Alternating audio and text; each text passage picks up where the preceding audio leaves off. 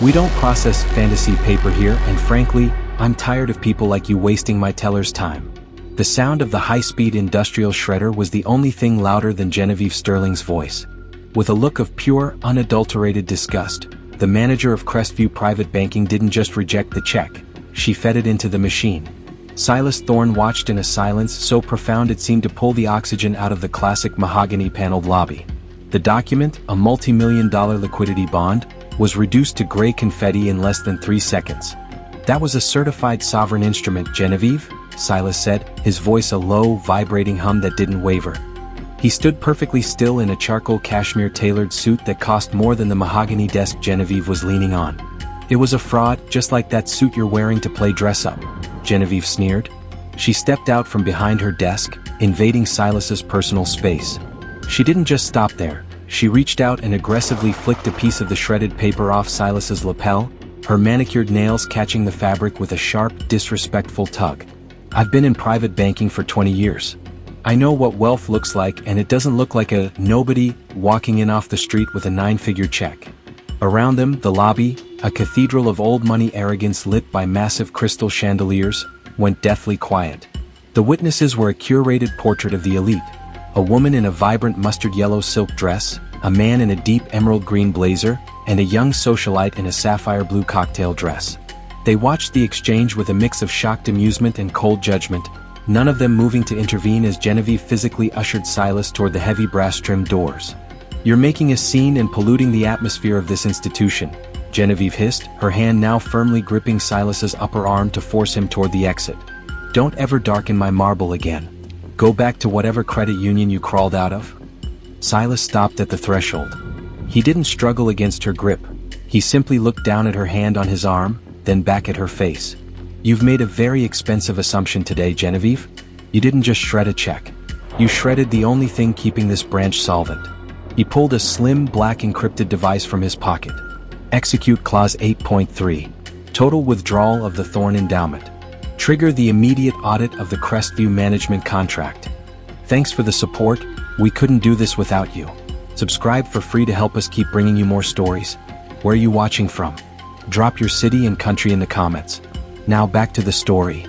The silence that followed the hum of the shredder was broken at exactly 3:17 p.m. by a sound Genevieve had never heard in her 2 decades of banking. The simultaneous, high-pitched mechanical locking of every vault and teller drawer in the building. In the classic lobby, the digital ticker that usually displayed global stock prices suddenly froze, then turned a searing, blinding white. Genevieve's grip on Silas's arm loosened as her desk phone began to shriek, a continuous, jagged tone that signaled a level 1 security breach. "What have you done?" she stammered, her face turning a sickly, translucent shade of gray. "The systems, they're encrypted."